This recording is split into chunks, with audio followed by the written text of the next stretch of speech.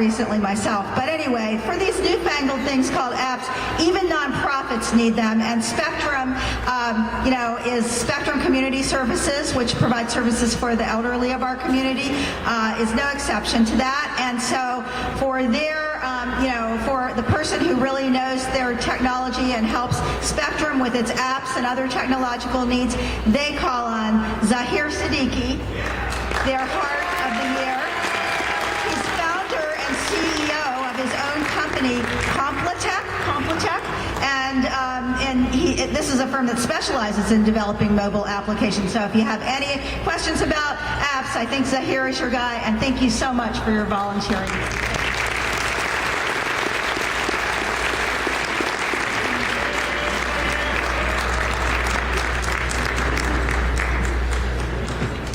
It is especially a privilege to introduce and to present to you today Ms. Liliana Silva.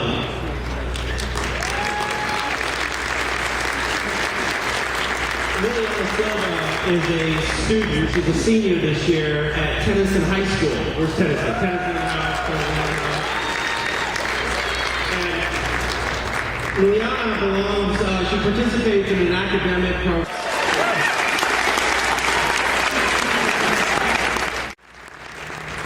Now, I saw a young woman in the back waving her arms around. Does that mean the score is final? Yes! The A's won? 2-0. 2-0? 2-0. Let's give it up for the Oakland Athletics.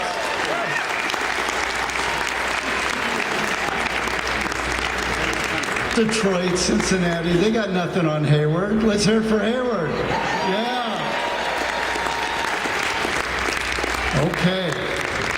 Next, it's my great honor to introduce our supervisor here in District 2, Mr. Richard Valle, to present the Supervisor's Award. Please give Richard a big warm welcome.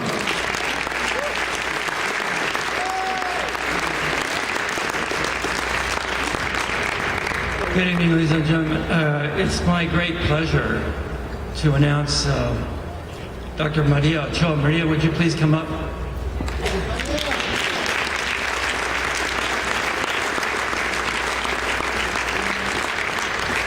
When I took this office, one of the first things I was asked to do was to continue this tradition for the great city of Hayward.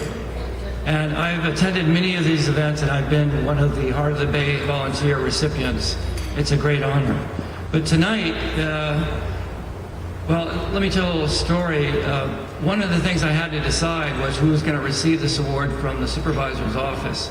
And that was a very important decision and a very serious decision, because this is a very special honor for me. So I remember a professor who invited me to a San Jose State class, and she allowed me to speak to students about my past experiences in life, and it was very moving, very touching for me personally, because I'd never been able to sort of espouse sort of about myself, going back all the way to high school in Vietnam, and then currently to where we are. And she was the first person to allow me to sort of vent those issues. And so as I was reading the program, I found out a little bit about her, and that is she lives in an old house with a bunch of cats, and she lives with a very nice guy. and you know, tomorrow is her special day, and so is his. The guy married up with her. Oh, that's right. You know, tomorrow is their 20th wedding anniversary.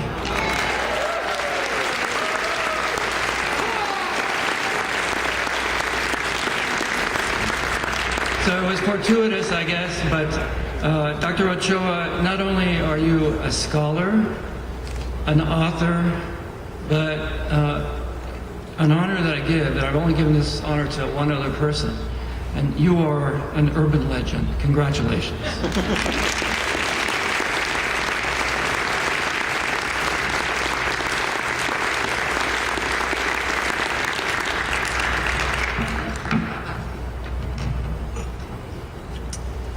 Well, thank you, Supervisor Valle, for this most honorific of moments. And I want to congratulate everyone who's here tonight, recipients and supporters, because we all gain from our mutual endeavors to make Hayward and our surrounding communities the best possible place in the world.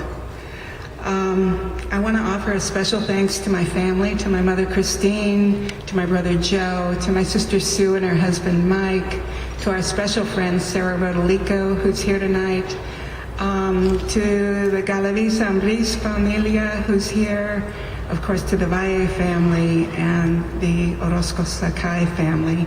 All of you have supported me in so many ways in this very bizarre thing that I do called writing.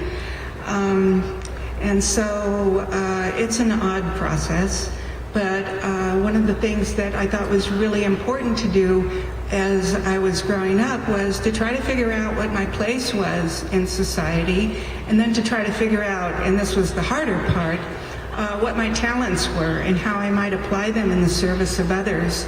And because I had a mother who read to me every night and a father who corrected my homework diligently every night, I came to love reading and writing in a way that maybe most people don't. And so just to give you some sense of what writing is like, so a typical morning for me is I get up and I drink several cups of coffee and I spend a lot of time in front of the computer doing nothing. And then I get up and walk around.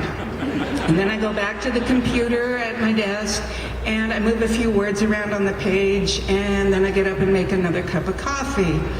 And then I come back to the page and print it out and I look at it and I throw it away. Not environmentally sensitive. I've gotten better about that. And then it begins all over again. So there's not a lot in the realm of writing that we do that gives us much encouragement that what we're going to ultimately end up with is something that's serviceable. But when we do look up from the page, and we move away from that isolation that we have to be in as a function of what we do, we become a part of this most amazing world that is filled with all sorts of complicated human interactions. And it's this, the joy and the pain of being a human being, that I try to capture in the histories that I write. And I'm not saying at all that my writing is particularly eloquent.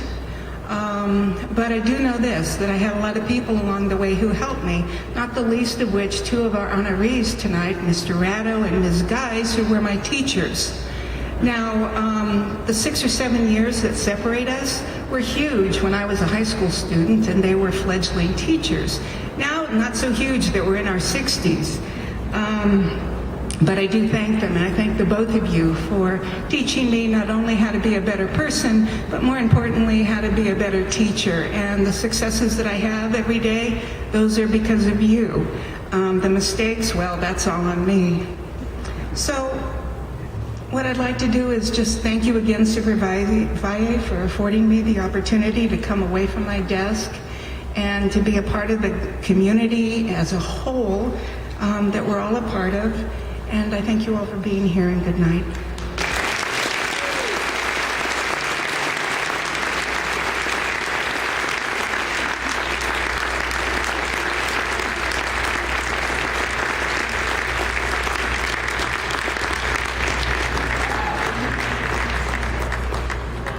So you can see, as Larry Rattle pointed out, I did marry up. He was right. But you know what I don't quite understand is when I'm watching a football game and Maria says, "What are you doing?" and I say, "I'm writing." You know, a flying pan comes my way. You know, it never works like that. So please give Dr. Ochoa a big round of applause. Thank you.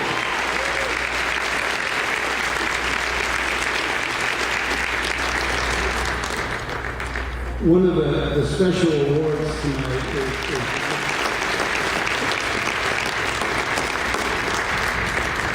and now I have the privilege of introducing our supervisor, Richard Valle, who will present this year's Lifetime Achievement Award winner. Richard.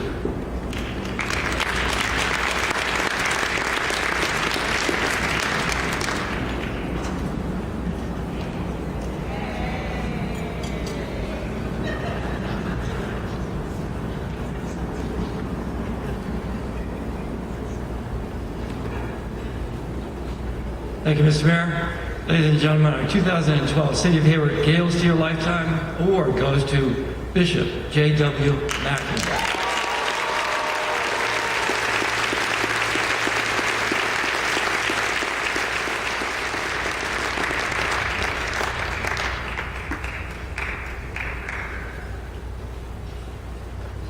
got a flight to catch, Jerry?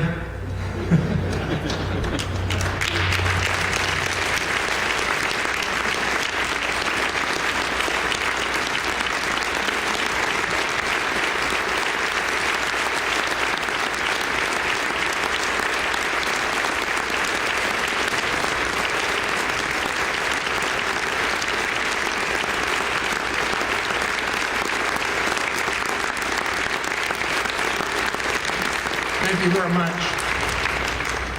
The good news is I'm not preaching till Sunday morning. So I will spare you today. Thank you very, very much to our supervisor, who I think is doing a phenomenal job here in District 2 already. I think he hit the ground running and he's moving at full force, and we're glad to have him here in the neighborhood. To our mayor, Mayor Sweeney, and to all of the council members who have come before us this evening, to Gail Steele, who deserves so much of our appreciation for her work through the years. I'm honored to have this award in her name presented on this evening. Thank you so very, very much. I heard everyone talking about marrying up and all, and I said, well, I'm in good company. I'd like to ask the First Lady of Glad Tidings Church and our life, if you would please stand just for a moment. Appreciate it so very much. Vanessa Macklin.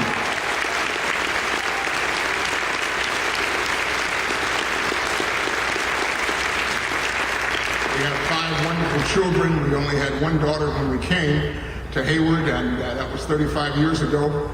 And we're honored tonight to be able to say that we have 5 children and now 6 grandchildren. And my oldest son is here tonight. He's been a big part of what we've been doing for all these years. Please stand. This is the Reverend Joanne Macklin and his wife, Mrs. Macklin.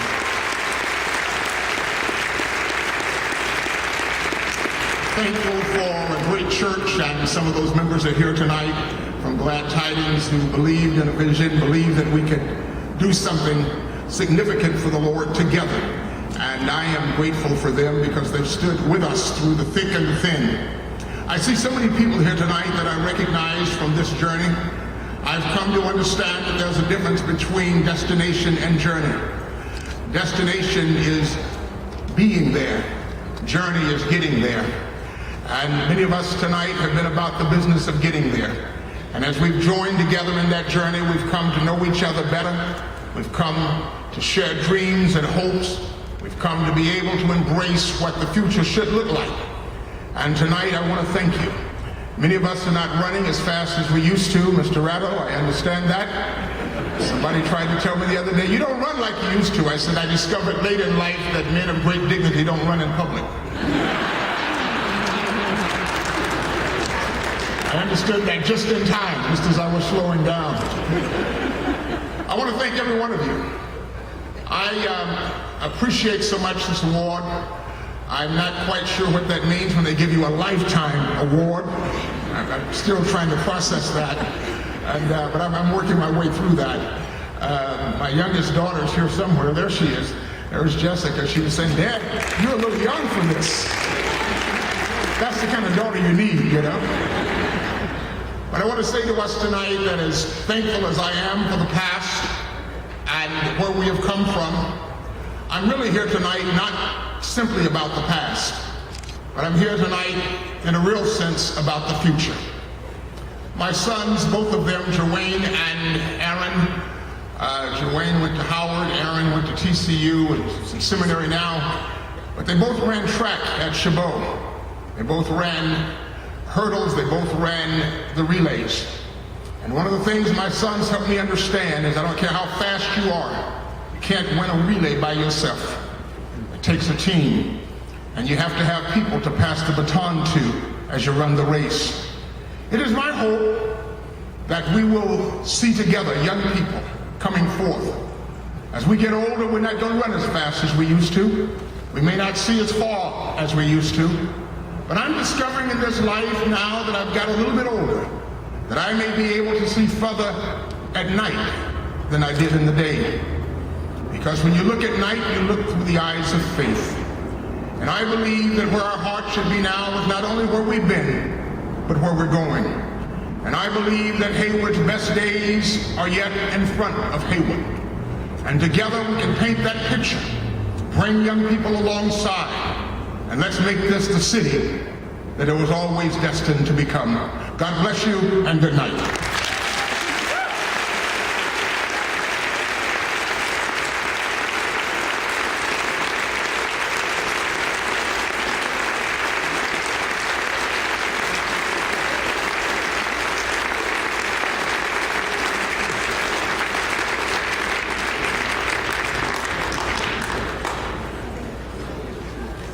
Please give Bishop Macklin